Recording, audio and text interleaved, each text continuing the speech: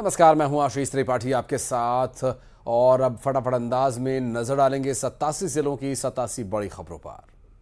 इस बीच एक बड़ी खबर आपको बता दें, भोपाल से एक बड़ी खबर आई जहां एनआईए की पीएफआई को लेकर एक बड़ी कार्रवाई। भोपाल के खानू गांव में रेड मारी गई। दरअसल पीएफआई के टेरर फंडिंग को लेकर यह रेड की गई है। देश भर में अलग अलग राज्यों में अलग अलग जगहों पर यह कार्रवाई की जा रही है। एनआईए की तरफ से यह कार्रवाई की जा रही है। पॉपुलर फ्रंट ऑफ इंडिया के नाम से चल रहे संगठन पर एक्शन। इसी के चलते भोपाल के खानू गांव में यह कार्रवाई की गई, रेड की। और आपको बता दें कि एनआईए की पीएफआई को लेकर यह कार्रवाई, इस कार्रवाई में टेरर फंडिंग को लेकर दरअसल ये रेड की गई है। टेरर फंडिंग का कनेक्शन सामने आने के बाद एनआईए लगातार इस पूरे मामले में एक्टिव है। पॉपुलर फ्रंट ऑफ इंडिया के खिलाफ की जा रही इस कार्रवाई को लेकर डिटेल्स आपको आगे बताते रहेंगे। दरअसल इस पूरे घटनाक्रम में अब तक देश भर से छापेमार कार्रवाई को लेकर जानकारी मिल रही है। राजस्थान, दिल्ली, महाराष्ट्र समेत कई अन्य जगहों पर यह छापेमार कार्रवाई चल रही है। देश भर में ये कार्रवाई की जा रही है। नेशनल इन्वेस्टिगेशन एजेंसी की पॉपुलर फ्रंट ऑफ इंडिया पर रेड का ये मामला, जिसमें पीएफआई के खानू गांव को, यहां पर पीएफआई के खानू गांव में रेड का मामला पीएफआई के टेरर फंडिंग से कुछ कनेक्शंस को लेकर यहां पर नेशनल इन्वेस्टिगेशन एजेंसी द्वारा कार्रवाई की जा रही है। भोपाल से इस वक्त की बड़ी खबर। शैलेंद्र हमारे सहयोगी इस वक्त हमारे साथ फोन लाइन पर मौजूद है, उनसे बात करेंगे। शैलेंद्र, क्या कुछ अभी तक डिटेल मिल पाई है रेड को लेकर?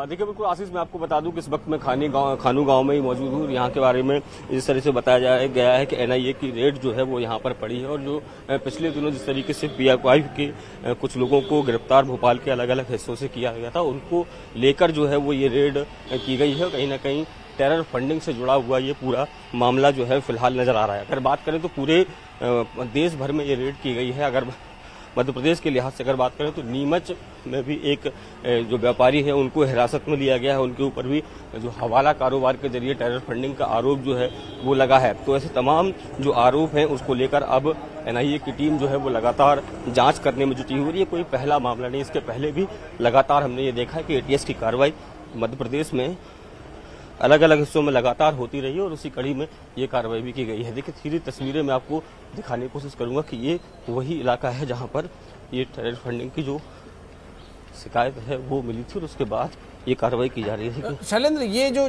जिस जगह पर छापेमार कार्रवाई चल रही है, ये क्या जगह है? क्या ये एनआईए का कोई बैकएंड ऑफिस है या फिर कोई घर है किसी पीएफआई के किसी नेता का, कार्यकर्ता का पॉपुलर फ्रंट ऑफ इंडिया से? क्या इसके कनेक्शंस है, इसके बारे में कोई डिटेल मिल पाई?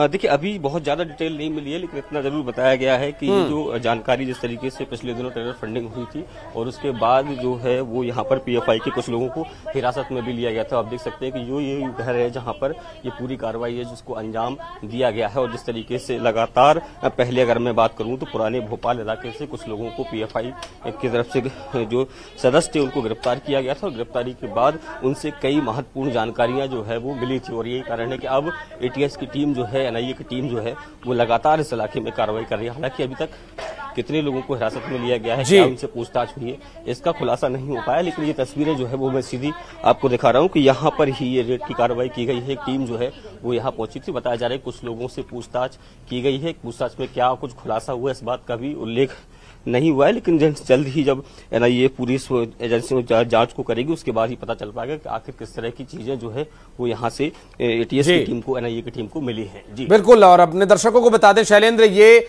न्यूज 18 मध्य प्रदेश छत्तीसगढ़ की टीम मौके पर पहुंची है। ग्राउंड जीरो से ये रिपोर्ट हमारे सहयोगी दिखा रहे हैं। आसपास की तस्वीरें भी आप शैलेंद्र दिखाते रहिएगा अपने दर्शकों को। इस बीच बता दें कि ये जो पूरा जो इन्वेस्टिगेशन का काम है वो अभी जारी है और रेड यहां पर की जा रही है। खानू गांव से तस्वीरें हमारे सहयोगी शैलेंद्र दिखा रहे हैं। शैलेंद्र, ये किसका घर है? कितने लोग इसमें अभी तक हो सकते हैं? कितने अधिकारी यहां पर कार्रवाई के लिए पहुंचे? चूंकि टेरर फंडिंग से जुड़ा मामला है, क्या इससे पहले भी कोई संदिग्ध गतिविधियां दिखाई दी थी? यहां पर आसपास के लोगों से भी कोशिश कीजिएगा बात करने की, क्या वो इसके बारे में बता पाएंगे कुछ? देखिए बिल्कुल, अगर आसपास के लोगों की बात करूं, यहाँ आसपास फिलहाल कोई व्यक्ति नजर नहीं आ रहा। जो लोग भी हैं वो अपने घरों में हैं, क्योंकि देखिए जिस तरीके से मैं जिस बात का जिक्र कर रहा था कि पुराने भोपाल में पीएफआई को लेकर जो है वो तमाम कुछ लोगों की गिरफ्तारियां हुई थी और उसके बाद टेरर फंडिंग की बात भी सामने आई थी। कुछ और लोग हैं, उनसे बात करने को। ये किसका घर है, क्या कुछ जानकारी है आपके पास? ये किसका घर है जी? मौलाना साहब है। कब से यहाँ रह रहे हैं वो? ये 3-4 साल होगा। तो जिस तरीके से जो एटीएस की टीम ने यहाँ कार्रवाई की है, कब ये पहुंची थी, कुछ आप लोगों को जानकारी? तो काफी टाइम से है, तो अभी अभी आए, कुछ टाइम हुआ है अभी। तो क्या कुछ एक्टिविटी जैसी लगी आपको जो जिसमें टेरर फंडिंग की बात आ रही है सामने के पीएफआई से? अभी तक तो ऐसा कुछ नहीं लगा इनका तो ऐसा कुछ भी नहीं लगा है अभी तक। तो बड़े साधारण टाइप के रहते हैं वो तो। और भी कुछ लोग हैं, उनसे हम बात करने की कोशिश करेंगे। अच्छा, ये मौलाना जी बता रहे हैं कि ये रहते हैं, कब से यहाँ रहने आए थे और क्या इनके बारे में जानकारी? 5-6 साल से रह रहा है जी। क्या काम करते थे, कुछ जानकारी? नहीं मालूम। और केवल अकेले मौलाना जी थे, कुछ और लोग आते जाते रहते? नहीं, अकेले ही। अच्छा, आने जाने वाले लोग कभी? अभी नहीं देखा। तो देखिए जो स्थानीय लोग हैं वो ये कह रहे हैं कि एक मौलाना जो है वो इसमें रहते थे और कुछ लोग आते जाते, इस बात की उनको बहुत ज्यादा जानकारी नहीं है, लेकिन वो कह रहे हैं कि 5 से 6 साल से वो यहाँ पर रह रहे थे। तो यहाँ पर ये खानू गांव का वो इलाका है जहाँ पर ये मौलाना जो यहाँ रहते थे उन पर अब जो है ना ये शिकंजा जो है वो लगातार कसता हुआ नजर आ रहा है। ये पतली सी गली है और ये मुस्लिम बाहुल्य इलाका है। मैं आपको बता दूं कि इस इलाके में जो है वो मौलाना यहाँ रह रहे थे और कहीं ना कहीं एटीएस को इस बात के इनपुट्स मिले थे कि कुछ जो है कुछ इस तरह की कार्रवाइयां यहाँ जो की जा रही हैं जिसको लेकर जो है वो सवालों के घेरे में। तो यही कारण है कि उनसे बात की। कुछ और स्थानीय लोग हैं, उनसे हम देखिए करके बात करने की कोशिश करेंगे। ये जो घर है ये किसका घर है और कब से रह रहे थे ये लोग? मालूम नहीं था हमको नाम उनका जी। तो कब से रह रहे थे, कुछ पता है? 2-1 साल लोग। क्या करते थे, कुछ आपको लोगों को जानकारी? यही पढ़ाई लिखाई का। अच्छा, कुछ लोग आते जाते रहते थे उनके पास? नहीं, कोई नहीं। तो देखिए जो तमाम लोग हैं वो कह रहे हैं कि वो पढ़ाई लिखाई का काम करते थे। मौलाना जी जो यहाँ रहते थे तो लगभग 4 से 5 साल से यहाँ रहने की जो बात निकलकर सामने आ रही है और जिस तरीके से तमाम जो जानकारियां हैं वो एनआईए की टीम भी उनसे पूछताछ करके जुटाने में जुटी हुई है। क्योंकि जिस तरीके से जो आरोप लग रहे हैं कि टेरर फंडिंग का मामला है कि पीएफआई को लेकर अगर बात करूं तो भोपाल, राजधानी भोपाल के अलग अलग हिस्सों से लगातार पीएफआई के जो सदस्य हैं उनकी गिरफ्तारियां होती रही हैं। बाकायदा एक दफ्तर भी यहाँ संचालित किया जाता था, उसकी जानकारी भी कुछ दिन पहले एटीएस की टीम ने, एनआईए की टीम ने ली थी। तो तमाम जो एजेंसियां हैं वो लगातार उनका शिकंजा मध्य प्रदेश पर कस रहा है। खासकर उज्जैन की बात हो या फिर जो बुरहानपुर का इलाका है, खंडवा का इलाका है या राजधानी भोपाल का जो पुराना भोपाल का इलाका है, वहां पर इस तरह की कार्रवाइयां जो है वो लगातार देखने को मिलती है। और उसी कड़ी में एक बड़ी कार्रवाई जो की गई, हालांकि देश भर के कई प्रदेशों में, कई शहरों में ये कार्रवाई की गई और उसी कड़ी में राजधानी भोपाल के खानू गांव में कार्रवाई की गई। इसके अलावा बात करते तो नीमच में भी एक कार्रवाई को एटीएस के द्वारा अंजाम दिया गया है। जी बिल्कुल, टेरर फंडिंग से जुड़ा ये पूरा मामला है जहां पर इस वक्त टीम मौजूद है, एनआईए की टीम, नेशनल इन्वेस्टिगेशन एजेंसी यहां पर पहुंची हुई है। लगभग कितने अधिकारी, कितनी गाड़ियों में यहां पर पहुंचे हैं शैलेंद्र, और कितना समय यहां पर इस रेड की कार्रवाई को हो गया और लगभग कितना समय लग सकता है, क्या इसके बारे में भी कोई अंदाजा, कोई जानकारी मिल पा रही है?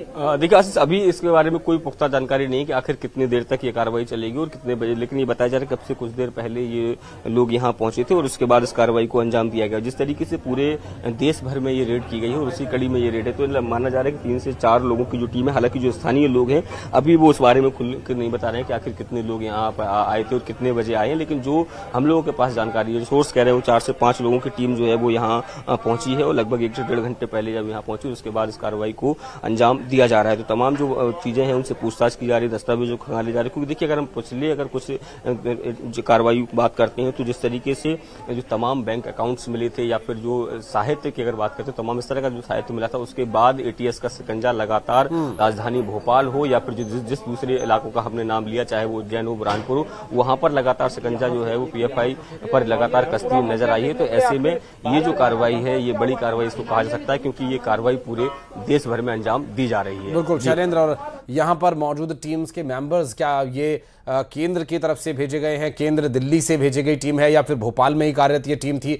इसके बारे में भी कोई जानकारी मिले तो बताइएगा। और साथ ही साथ ये कार्रवाई लगभग कितनी देर और चलेगी? और जिस तरह बताया जा रहा है कि मौलाना यहाँ 3 से 4 से या 5 साल से जब से भी रह रहे थे, कोई इस तरह की संदिग्ध गतिविधियां भी यहाँ पर नहीं थी और इसके बारे में लोगों को तक को भी नहीं पता था कि यहां पर इस तरह की कोई गतिविधि है या ऐसा कोई व्यक्ति रहता है जिसका पॉपुलर फ्रंट ऑफ इंडिया से नाम जुड़ा है, टेरर फंडिंग से जुड़ा हुआ मामला हो सकता है। स्थानीय लोगों की तरफ से इसके बारे में कोई जानकारी नहीं। इतनी संख्या में पुलिस भी यहां पर पहुंची हुई, स्थानीय पुलिस का भी सहयोग ले रही टीम। देखिए, अगर बात करूं तो स्थानीय पुलिस अभी फिलहाल नहीं है, क्योंकि एटीएस की टीम जो है वो दिल्ली की जो सेंट्रल ब्यूरो एजेंसी की ब्यूरो की टीम जो है वो उसने कार्रवाई की है, और जो अलग अलग इलाकों में जो कार्रवाई हुई है वो एक साथ टीमें जो है वो रवाना की गई थी, और उसके बाद सभी ठिकानों पर एक साथ इस कार्रवाई को अंजाम दिया गया। क्योंकि देखिए, अगर अलग अलग हिस्सों की टीम को शामिल किया जाता तो कहीं ना कहीं सूचनाएं लीक होने का जो डर रहता है वो एटीएस की टीम नहीं करना चाहती, और यही कारण है कि एक साथ ही जो सभी जगहों पर कार्रवाई को अंजाम दिया जाता है। और जिस तरीके से जो इस कार्रवाई को भी अंजाम दिया गया है, राजधानी भोपाल का ये वीआईपी रोड के पास का खानू गांव का ये इलाका है, और यहाँ पर ये बताया जा रहा है कि जो मौलाना है लगभग 4 से 5 साल से रहे, तो पढ़ाई का काम करते थे, बच्चों को पढ़ाने का काम करते थे, लेकिन किसी को इस बारे में कोई जानकारी नहीं थी कि वह इस तरह की टेरर फंडिंग या पीएफआई जैसे जो संगठन है, जो देश विरोधी संगठन है, उनके साथ जुड़े हुए हैं। लेकिन अब चूंकि जिस तरीके से एनआई ने जानकारी मिली थी और उसके बाद अब रेड की गई है, तो आसपास के लोग भी इस बात को लेकर आश्चर्यचकित थे कि आखिर वो यहाँ पर रहकर इस तरह की कार्रवाई को अंजाम दे रहे थे। और इसके पहले भी जो कार्रवाइयां हुई हैं उसमें भी अक्सर ये देखने में आया है कि कुछ लोग ऐसे होते हैं कि जो अपना नाम बदलकर या अपने कामकाज को बदलकर यहाँ पर रहते हैं और इस तरह की कार्रवाइयों को अंजाम देते हैं। जी बिल्कुल, और ये जो स्थिति है अभी, चूंकि ये सिर्फ मध्य प्रदेश या भोपाल के खानू गांव तक ही सीमित नहीं है, चूंकि शैलेंद्र ये इसके अलावा भी कई और राज्यों में कई और जगहों पर छापेमार कार्रवाई चल रही है। दरअसल ये सुबह से ही कार्रवाई शुरू हुई बताए जा रहे हैं, अभी भी जो इनपुट्स मिल रहे हैं उसके अनुसार सुबह से ही ये एनआईए की टीम काम कर रही है। पैरामिलिट्री फोर्सेस के साथ कई अन्य राज्यों में भी टीम गई हुई है। ये मध्य प्रदेश की जो तस्वीरें आप लखनऊ के खानू गांव की दिखा रहे हैं, इसके अलावा भी दर्शकों को बता दें कि लखनऊ, बाराबंकी, बहराइच, सीतापुर, हरदोई में भी छापेमार कार्रवाई लगातार जारी है, और इस पर लगातार डिटेल हम अपने दर्शकों तक पहुंचा रहे हैं। चूंकि सुबह ही एनआईए की टीम मौके पर पहुंच गई थी और पैरामिलिट्री फोर्सेस की भी सहायता यहां पर ली जा रही है। तो ये तो साफ है शैलेंद्र कि अभी जहां इस वक्त आप मौजूद हैं ग्राउंड जीरो पर, वहां बहुत ज्यादा लोग नहीं थे, पैरामिलिट्री फोर्सेस की आवश्यकता नहीं थी। सुबह के वक्त पुलिस की कुछ टीम वहां जरूर गई थी, लेकिन अब इस वक्त वहां पुलिस भी नहीं है। देखिए, बिल्कुल आपने ठीक कहा कि इस वक्त जहां मैं मौजूद हूं यहाँ पर कोई पुलिस बल जो है वो बाहर मौजूद नहीं है, क्योंकि अक्सर इस तरह की कार्रवाइयों में देखने में आता है कि ये कई बार विरोध की स्थितियां बन जाती है, तो ऐसे में पुलिस बल जो है, स्थानीय पुलिस बल जरूर साथ में रहता है। लेकिन फिलहाल जिस इलाके में मौजूद हूँ कोई पुलिस बल यहाँ पर मौजूद नहीं है, केवल एटीएस और एनआईए की जो टीम के मेंबर्स हैं वो केवल यहाँ पहुंचे हुए हैं। और जो सामने आप मेरे घर देख रहे हैं, पीछे मेरे जो घर देख रहे हैं, उसमें जो मौलाना रहते थे उनसे जो है वो पूछताछ लगातार की जा रही है, क्योंकि देखिए जो इनपुट्स मिले हैं उसके आधार पर ये पूरी कार्रवाई की जा रही है। और न केवल राजधानी भोपाल में ये कार्रवाई हो रही है, बल्कि मध्य प्रदेश, बल्कि प्रदेश के अगर देश के अलग अलग राज्यों में भी ये कार्रवाई की जा रही है, एक साथ कार्रवाई की जा रही है। तो बिल्कुल एक बड़ा इनपुट जो है वो एटीएस और एनआईए को मिला था, और उसके बाद इस कार्रवाई को अंजाम दिया जा रहा है। अब ये जो इस वक्त का आपने जिक्र किया कि ये केवल जो इनपुट्स है वो केवल खानू गांव तक या मंदसौर या नीमच तक सीमित नहीं रहने वाले हैं। इनसे जो जानकारियां निकलेंगी उसके बाद मध्य प्रदेश के अलग अलग हिस्सों में इस तरह की कार्रवाइयां आगे भी देखने को मिल सकती है। क्योंकि अगर पिछली हम कुछ कार्रवाइयां अगर हम देखते हैं तो जब लोगों को हिरासत में लिया गया, उनसे पूछताछ की गई, तो कई अन्य इलाकों से, कई अन्य शहरों से उनके तार जुड़ते नजर आए थे, और एक लंबी चेन जो है वो पीएफआई की और इस नेटवर्क की मिली थी। और उसके बाद जो है वो एटीएस की टीम ने स्थानीय पुलिस की मदद से उन इलाकों में भी कार्रवाई की थी। तो निश्चित तौर पर जब ये खानू गांव में कार्रवाई की जा रही है, और जिस तरीके से नीमच में एक व्यापारी को टेरर फंडिंग के आरोप में एनआईए ने हिरासत में लिया, उससे पूछताछ भी कर रही है, तो कई ऐसे नाम और भी आ सकते हैं सामने जो इस पूरा एक रैकेट जो चल रहा है उसमें वो शामिल हो, और उसके बाद उन पर भी कार्रवाइयां देखने को आशीष निश्चित तौर पर मिल सकती हैं। बिल्कुल, और ऐसे कई ठिकाने इस वक्त हैं जिनमें से एक जगह अभी हमारे सहयोगी शैलेंद्र मौजूद हैं। इसके अलावा अपने दर्शकों को शैलेंद्र बता दें कि दिल्ली में, महाराष्ट्र में, राजस्थान में और उत्तर प्रदेश के कई जिलों में, कई जगहों पर, कई शहरों में ये छापेमार कार्रवाई चल रही है, और ये सब एक साथ शुरू हुआ। आज बिल्कुल सुबह तड़के ये कार्रवाई शुरू हुई और एक साथ सभी जगहों पर दबिश दी जा रही है, क्योंकि आतंकी संगठनों को फंडिंग के मामले से जुड़ा ये पूरा घटनाक्रम हो सकता है। क्योंकि राज्यों में चुनाव भी है शैलेंद्र, इसके चलते चुनावों को कोई प्रभावित न कर सके, ऐसे संगठन जो देश में प्रतिबंधित होने की स्थिति में है, जिनके आतंकवादी संगठनों से जुड़ाव की बातें सामने आती रही हैं, जिनके नेताओं ने देश में अशांति फैलाने की कोशिश की, ऐसे आरोप उन पर लगते रहे, इस पूरे मामले में यह कार्रवाई बड़ी कार्रवाई मानी जा सकती है चुनाव के लिहाज से भी। बिल्कुल, निश्चित तौर पर आपने ठीक कहा कि मध्य प्रदेश में चुनाव भी होने और चुनाव के पहले इस तरह की कार्रवाइयां जो है वो कहीं न कहीं इस बात की तरफ भी इशारा करती हैं कि चुनाव के मौसम में मध्य प्रदेश की फिजा बिगाड़ने का काम ऐसे संगठन कर सकते हैं और ऐसे संगठनों पर पूरी तरीके से लगाम लगाने के लिए एटीएस और एनआईए की टीम जो है वो लगातार कार्रवाई कर रही है। क्योंकि मध्य प्रदेश में जिस तरीके से हवाला की बात सामने आई है, टेरर फंडिंग की बात आई, तो निश्चित तौर पर हो सकता है कि उस पैसे का उपयोग आने वाले चुनाव में भी हो सकता है। तो यही कारण है कि कार्रवाई को बेहद महत्वपूर्ण माना जा रहा है। हालांकि जब पूरी ये कार्रवाई पूरी होगी उसके बाद जब एनआईए की तरफ से एक प्रेस नोट जारी जब किया जाएगा तब उनको बताया जाएगा कि आखिर ये जो टेरर फंडिंग का पैसा है वो आखिर किस तरह के कामों में इस्तेमाल करने वाले थे, क्या मध्य प्रदेश के चुनाव में दखल डालने का इरादा था या फिर अन्य कुछ चीजें थी। ये सब जानकारियां जो है जब कार्रवाई पूरी होगी उसके बाद ही पता लग सकेगा। बिल्कुल, दिल्ली, राजधानी दिल्ली से इसकी शुरुआत हुई और मध्य प्रदेश और उत्तर प्रदेश और इसके अलावा तमिलनाडु तक ये कार्रवाई चल रही है। तमिलनाडु में भी कई जगह पर छापेमार कार्रवाई चल रही है। अभी भी जानकारी जो मिली है उसके अनुसार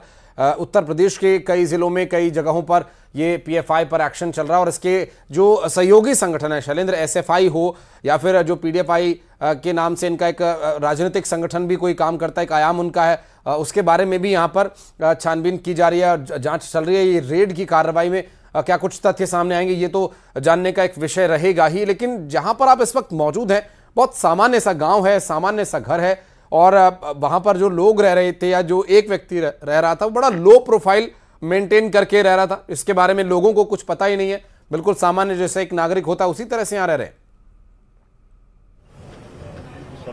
देखिए, बिल्कुल आपने ठीक कहा कि देखिए ये जब इस तरह के जो लोग रहते हैं वो अपनी हमेशा पहचान छुपा कर रहते हैं और लो प्रोफाइल तरीके से रहते हैं ताकि किसी को किसी तरह का कोई शक ना हो। जिस बात का मैंने जिक्र किया कि इसके पहले भी जिन लोगों को शाहजहानाबाद और दूसरे इलाकों जहांगीराबाद इलाकों से गिरफ्तार किया गया था वो लोग भी इसी तरीके से रहते थे। कोई पढ़ाई के नाम पर यहाँ कमरा किराए पर लेकर रहता था, कोई दूसरे काम काज के लिहाज से यहाँ रहता था। तो ऐसे में जब ये मौलाना यहाँ रहते हैं, इनके बारे में जो बताया गया है कि ये जो पढ़ाई का काम जो है वो बच्चों को किया करते थे, तो ऐसे में एक बहुत ही सामान्य तरीके से यहाँ रह रहे थे और ऐसे में जो लोगों को क्या है शक भी नहीं होता और जो इंटेलिजेंस उनकी नजर भी उन पर नहीं पहुंचती है। लेकिन जिस तरीके से दिल्ली इंटेलिजेंस ने जिस तरीके से पूरी इस कार्रवाई को अंजाम दिया है तो निश्चित तौर पर बड़े लंबे समय से इसको लेकर इन्वेस्टिगेशन चल रहा होगा, सारे तथ्यों को परखा गया होगा और उसके बाद ये कार्रवाइयां अंजाम दी गई हैं। बिल्कुल शैलेंद्र, आप एक बार फिर से उस जगह पर लेकर चलिएगा हमारे दर्शकों को जो कुछ देरी से हमारे साथ जुड़े हैं, उन्हें वो घर दिखाइएगा जिसमें कि इस वक्त कार्रवाई चल रही है वो रेड की। आप अगर मूव कर सकते हैं तो आप मूव कीजिएगा। मैं अपने दर्शकों को यह भी बता दूं कि इस वक्त जो शैलेंद्र हमारे सहयोगी हैं वो इस वक्त उसी खानू गांव के उसी मकान के पास मौजूद हैं जहां पर ये छापेमार कार्रवाई चल रही है। कितने अधिकारी लगभग वहां पर हैं, क्या अंदर ही पूछताछ हो रही है या कोई दस्तावेजों को जांचा परखा जा रहा है, इस पर भी कोशिश हम कर रहे हैं कि जानकारी आगे हम अपने दर्शकों तक पहुंचाएं। बिल्कुल आशीष, मैं आपको बता दूं कि मैं खानू गांव के उसी इलाके में मौजूद हूं जहां पर इस रेड की कार्रवाई को अंजाम दिया गया और बताया गया कि कल सुबह जो है 4 से 5 लोगों की टीम जो है एनआईए की वो यहां पहुंची थी और वो सीधी तस्वीरें हम उस घर की दिखाना चाहेंगे कि ये ही वो घर है जिसमें मौलवी साहब 4 से 5 साल पहले से रह रहे थे। ये बताया गया है स्थानीय लोगों से जो मेरी बात हुई उनका साफ तौर पर ये कहना है कि 4 से 5 साल पहले वो यहाँ रहने के लिए आए थे और बच्चों को पढ़ाई करने का काम वो यहाँ करते थे। हालांकि लोगों का ये भी कहना है कि बहुत ज्यादा लोग यहाँ आते जाते नहीं थे और वो बेहद सामान्य तरीके से रहते थे। तो ऐसे में इस बात का अंदाजा लगाना भी बहुत मुश्किल था कि क्या वो इस तरह की टेरर फंडिंग या पीएफआई जो एजेंसी जो है मध्य प्रदेश में बात करें, देश में बिल्कुल जो देश विरोधी गतिविधियों में संलिप्त है, ऐसे जो लोग हैं, जो ऐसे संगठन से जुड़े लोग हैं वो इसमें रह रहे हैं। क्योंकि देखिए अक्सर ये देखने में आता है कि जो पहले भी राजधानी भोपाल में जो कार्रवाइयां हुई या दूसरे जो अन्य कार्रवाई हुई उनमें भी ये देखने में आता है कि ये लोग बेहद ही सामान्य प्रोफाइल के साथ यहाँ रहते हैं कि कोई स्टूडेंट बनकर यहाँ रहता है, कोई दर्जी बनकर रहता है, कोई सैलून की दुकान पर काम करने वाला रहता है, ताकि जिस इलाके में ये रह रहे हैं उस इलाके के लोगों को किसी तरह का कोई शक ना हो। क्योंकि यदि कोई तरह का शक होता है तो निश्चित तौर पर वो पुलिस को या दूसरी एजेंसियों को भी जानकारी दे सकते हैं और ऐसे में उनकी मुश्किलें बढ़ सकती हैं। लेकिन चूंकि देश का इंटेलिजेंस जो है वो इतना सशक्त है कि भले ही आप राजधानी के छोटे से इलाके में रह रहे हों लेकिन जो है वो आपको ढूंढ निकालेगा। और इस पूरी कार्रवाई में भी जिस तरीके से हुआ, क्योंकि राजधानी भोपाल में न केवल ये कार्रवाई नहीं की गई बल्कि पूरे देश भर के अलग अलग हिस्सों में ये कार्रवाइयां की गई, तो ये बताती है किस तरीके से देश के आबो हवा यानी अमन चैन को बिगाड़ने का जो लोग प्रयास करते हैं उनके खिलाफ जो है वो मध्य प्रदेश का इंटेलिजेंस हो या फिर सेंट्रल का इंटेलिजेंस एजेंसियां हैं वो लगातार उस इलाके में लगातार काम करती रहती हैं, ताकि इस तरह के जो लोग हैं जो मध्य प्रदेश की हवा खराब करना चाहते हैं, जो देश की हवा खराब करना चाहते हैं, ऐसे लोगों पर बखूबी शिकंजा कसा जा सके। बिल्कुल जी शैलेंद्र, जो ये आसपास की तस्वीरें हम देखकर अंदाजा लगा सकते हैं कि यहाँ बहुत ही एक लो प्रोफाइल मेंटेन करने के, एक मध्यम वर्गीय परिवार का कोई व्यक्ति यहाँ रहता है, ऐसा मेंटेन करने की कोशिश की गई है। घर के बाहर एक बाइक भी खड़ी हुई जिसकी नंबर प्लेट टूटी हुई है। अंदाजा लगाना मुश्किल है कि एक बाइक किसके नाम पर रजिस्टर्ड हो सकती है, क्योंकि नंबर प्लेट टूटी हुई है। आगे हो सकता है इसका नंबर वहां पर लिखा होगा, और आसपास की वो तस्वीरें दिखाइएगा। क्या इस घर में एंट्रेंस का एक ही रास्ता है और क्या आसपास की स्थिति रहेगी इसमें? क्या ये जो बाइक यहाँ पर खड़ी है ये इसी घर के मौलाना इस्तेमाल करते हैं? क्या इसके बारे में भी बातचीत हो पाएगी, क्योंकि इससे भी काफी कुछ चीजें स्पष्ट होती हैं कि किस तरह का व्यक्ति इस घर में आकर रह रहा है। भले ही वो मौलाना का वेश धारण किए हुए, लेकिन उसके इरादे क्या हो सकते हैं? देखिए बिल्कुल सीधी मैं तस्वीर आपको दिखाऊंगा कि ये जो आवास है इसमें केवल एक ही एंट्रेंस गेट है, इसी गेट से एंट्री की जा सकती है, उसके अलावा कोई दूसरा एंट्रेंस गेट नहीं। और जिस बाइक का आपने जिक्र किया, जिसका मैं जिक्र कर रहा था कि ये जो ये इलाका जो है, ये बाहर का कैंपस जो है उसमें इस बाइक को रखा गया है। और ये बहुत ही तंग इलाका है, जहां से अगर इस तरफ की मैं तस्वीरें आपको दिखाने की कोशिश करूंगा कि देखिए ये जो तंग गली है यहाँ पर आकर खत्म हो जाती है। तो इतनी पतली सी गली जो है वो इसमें रहते हैं। और अगर एंट्रेंस की अगर मैं बात करता हूं तो उसको भी हम आपको दिखाना चाहेंगे कि किस तरीके से जो एंट्रेंस गेट है, अगर इस तरफ हम देखेंगे तो ये जो पतली सी गली है और इसके जरिए ही इस के घर तक पहुंचा जा सकता है। तो तमाम जो चीजें हैं, जिस बात का मैं बार बार जिक्र कर रहा हूं कि बेहद ही लो प्रोफाइल तरीके से ये लोग यहाँ पर रह रहे थे, ताकि किसी तरह की कोई जो शक है वो लोगों को ना हो। कुछ स्थानीय लोग भी हमारे उनसे बात करने की कोशिश करेंगे कि आखिर ये तो कि आप यहाँ कब से रहते हैं? साहब मैं यहाँ नहीं रहता, खानू गाँव चौराहे पे रहता हूँ। ऑटो के बारे में क्या पता है मौलाना? इनके बारे में कुछ भी नहीं मालूम, बस ये मालूम है कि आते जाते रहते हैं बस। कुछ और लोग भी आते जाते हैं? नहीं अकेले वही रहते हैं बस। तो देखिए जो स्थानीय लोग हैं वो ये कह रहे हैं कि वो अकेले ही रहते हैं और अक्सर वो बाहर भी जाते हैं और उसके बाद यहाँ आते जाते रहते हैं। तो ये इस बात का अंदाजा लगा सकता है कि कितनी जो वो बाहर भी जाते रहते थे, यानी जो उनके लोग हों, उनके रैकेट से जुड़े लोग हैं, उनके बीच में वो जाते रहते होंगे, उनसे मेल मुलाकात भी होती रहती थी। यहाँ पर वो ज्यादा लोगों को नहीं बुलाते थे, क्योंकि अगर ज्यादा लोगों को यहाँ बुलाते और लोग यहाँ आते तो कहीं ना कहीं स्थानीय लोगों की नजर में वो आ सकते थे। इन सब के बचने के लिए ये जो मौलाना है, जिन पर टेरर फंडिंग का आरोप है, वो इस तरीके से अपनी, हो सकता है जिस बात का आप जिक्र कर रहे हैं, हो सकता है कि पहचान छुपाकर वो यहाँ रह रहे हो। जिस तरह की जो बाइक, जो मॉडल बाइक का वहां पर खड़ा हुआ है, उसे देखकर अंदाजा लगा जा सकता है एक हाई पिकअप ये बाइक है।